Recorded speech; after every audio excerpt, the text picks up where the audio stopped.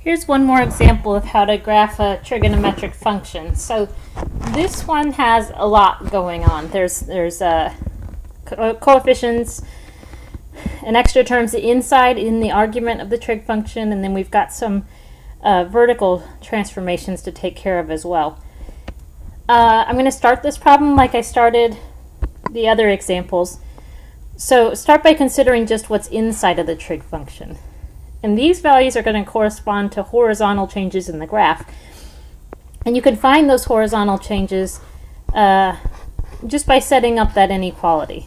So you can find the initial and terminal x values for one complete cycle for this function by taking the argument and putting that between 0 and 2 pi. And again, the reason we do that is because in the basic function y equals sine of x, you get one complete cycle of the graph as x ranges from 0 to 2 pi. That's for sine of x. So when you've got something more than x, like this, inside of the trig function, you get one cycle as that expression ranges from 0 to 2 pi. Now, to find the initial and terminal x values for that cycle and to get all the horizontal transformations taken care of, all you have to do is isolate x.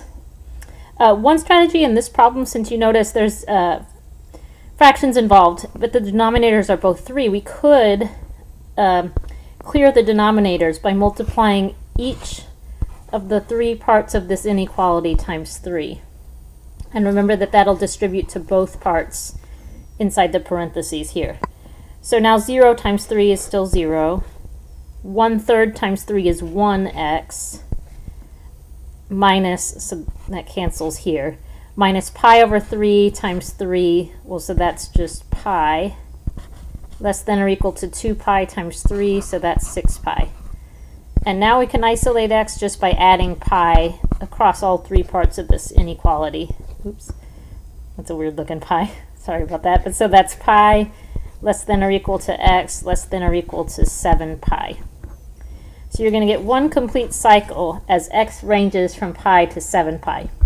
And I'm going to go ahead and set up my x-axis, and then in part 2 of the video, I'll take care of the vertical transformation. So I know that I've ignored the -2 here and the +1 here. I'll address those in part 2. One other thing I'd like to accomplish, though, before I move on to that.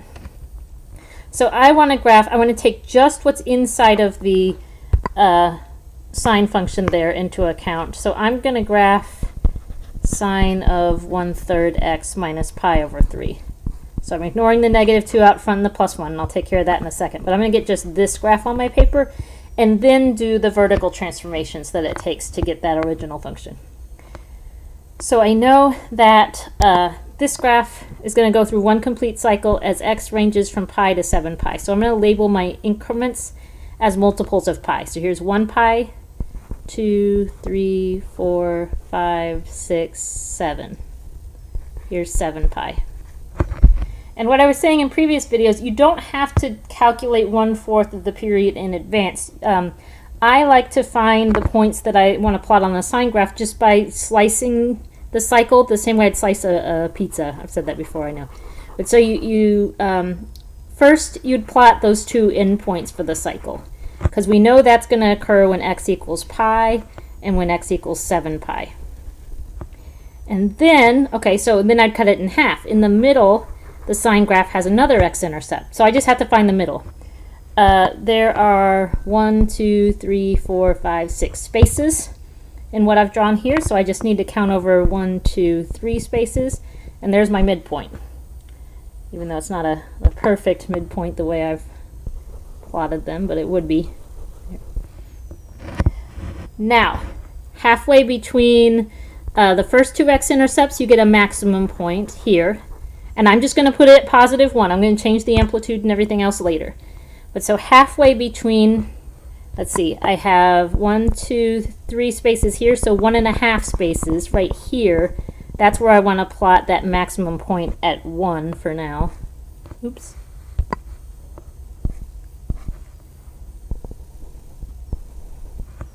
And then again, halfway between this point and this point, so 1.5 spaces over, I get this minimum value at -1. And I know that just by knowing the basic shape for a sine graph. So I'm going to make this dotted since it's not the final answer. I still have vertical transformations to take into account. And I'll pick up from this graph in blue in part 2 of the video.